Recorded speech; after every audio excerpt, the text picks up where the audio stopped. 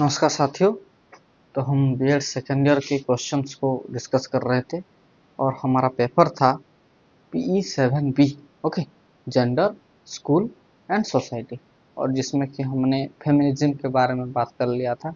और आज हम देखेंगे इंडिया में किस तरीके से फेमिनिज्म की शुरुआत हुई, किस तरीके से वो नतीजे पे पहुंची, किस किस फेज में वो उसका काम हुआ, उसका एजेंडा क्लियर हुआ, उसके लिए मूवमेंट हुए, उसके लिए स्ट्रगल किया गया।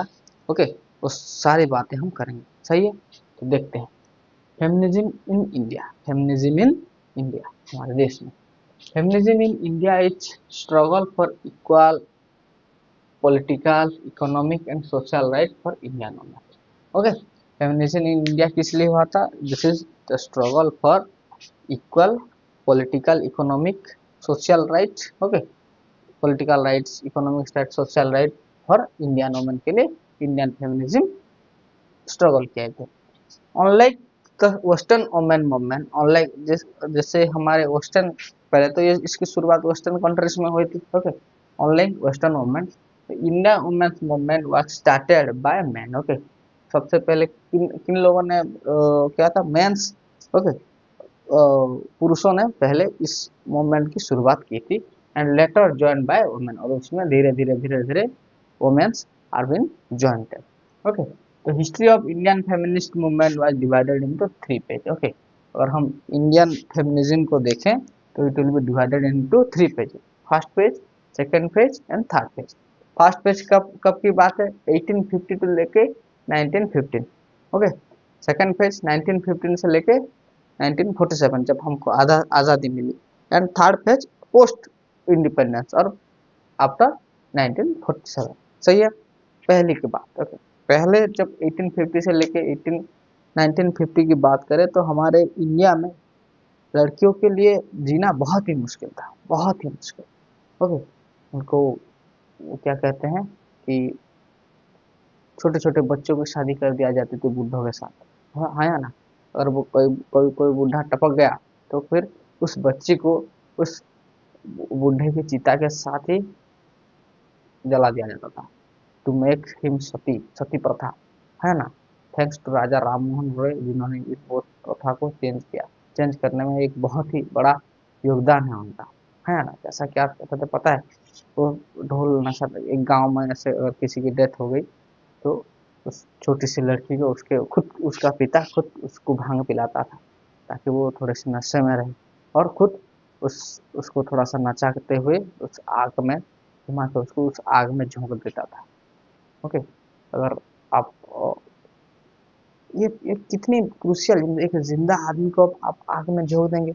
ओके, एक लड़की है वो, इसीलिए तो कितना गलत है ना? दूसरी बात, कोई अगर वीडियो हो गई, ओके, अगर किसी आदमी की वाइफ, अगर उसकी डेथ हो गई तो वो दूसरी शादी कर सकता है, चौथी पांचवी, वो 5 10 तो शादी कर सकता है, लेकिन अगर किसी भी लड़की का हस्बैंड, अगर वो उसकी डेथ हो गई तो उसकी मैरिज नहीं हो सकती। ओके, ये कैसा चीज है? अरे पुनर्विवाह अगर हो रहा है तो दोनों के लिए सही होना चाहिए। Just see is a female, she will be struggle their whole life alone. You are a male and you are enjoying your life with 3 to 6 women. This is not fair. Okay, सही है। तो देखते हैं first page में क्या क्या हुआ था, किस तरीके से हमारे वुमेन्स, इंडियन वुमेन्स स्ट्रगल किए थी फेमिनिस्ट के तौर पे। देखते हैं। ओके, फर्स्ट पेज 1850 से लेकर 1915। At that time, the concept of democracy, equality and human right have already been existed. तब तक डेमोक्रेसी की बात, इक्वालिटी की बात, क्योंकि अंग्रेज थे 1850 तक, अंग्रेज आ चुके, तो हमको ये ह्यूमन राइट्स, डेमोक्रेसी, इक्वालिटी, इस सब के बारे में हम जान चुके थे। ओके, हम we are aware about that. The first phase of the Indian feminist movement was headed by man. Okay, पहले कौन? वो जो first phase of Indian feminist movement was headed by man, man पुरुषों ने पहले उसको किया था। Man thanks to Raja Ram Mohan Roy. Okay, feminist movement headed by man to allow widow remarriage. क्या? Widow remarriage. ओके, जो विधवा होते हैं उनको, उनकी रीमैरिज, पुनर्विवाह हो सके उसके लिए। दूसरा, for bride marriage of children, छोटे छोटे बच्चों का मैरिज ना हो। ओके, बाल विवाह को रोका जाए उसके लिए। और तीसरा, टू एलिमिनेट इलिटरेसी, ओके, जो अनपढ़ लिखाई, ओके, पढ़ाई लिखाई, जो जो इलिटरेसी मतलब पढ़ा लिखा ना हो, वोमेन तो लिटरली घर में रख देते, पढ़ लिख के तू क्या करेगी, है ना।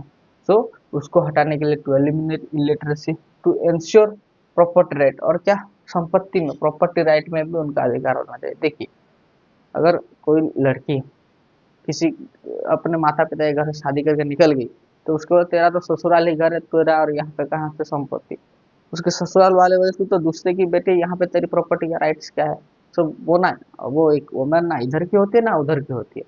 सो तो पहला फेज में जो फेमिनिस्टिक मूवमेंट हुआ था, फेमिनिज्म चला था, उसका सबसे पहला रीजन था विडो रीमैरिज। दूसरा था क्या, जो चिल्ड्रन मैरिज, छोटे छोटे बच्चों की शादी हो रही, उसको रोका जाए, इलिटरेसी को रोका जाए, और प्रॉपर्टी ऑफ राइट में उनका हक मिले, ओके, उनका हक मिले संपत्ति के अधिकार में।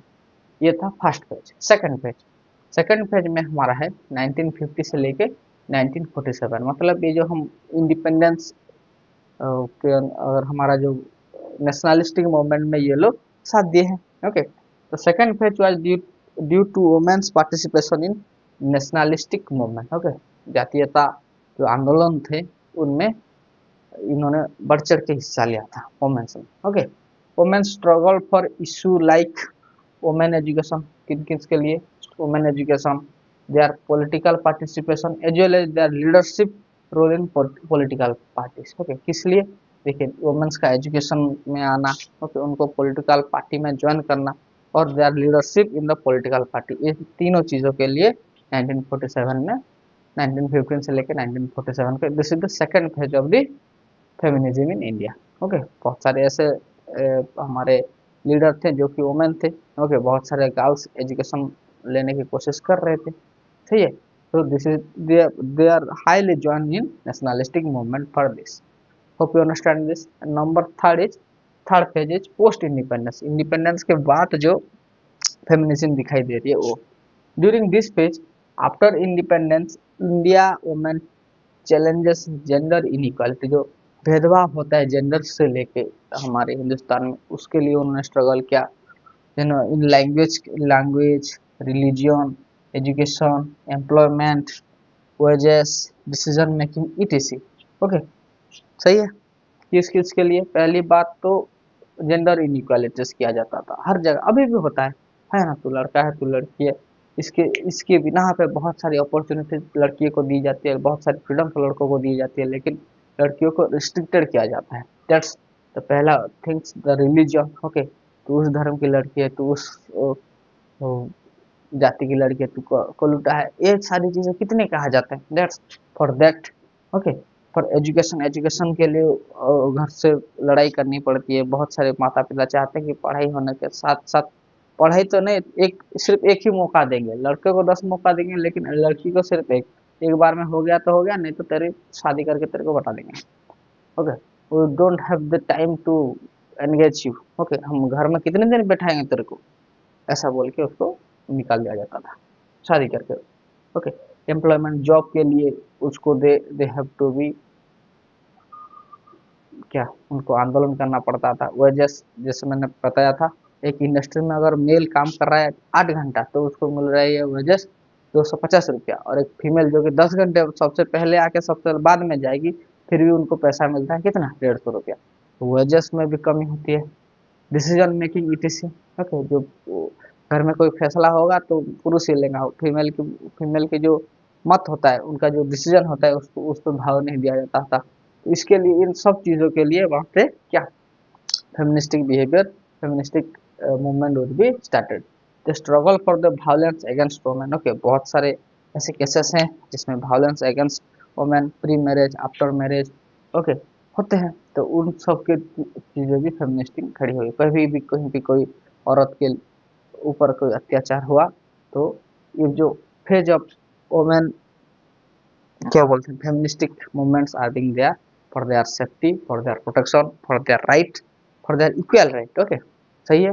और ये होने भी चाहिए, ओके। और हम सबको भी ये सारी चीज़ें सपोर्ट करनी चाहिए, जो अगर उनका हक है, वो भी इंसान, उनका जो हक है उनको मिलना चाहिए, ओके, सही है, होप यू राइट।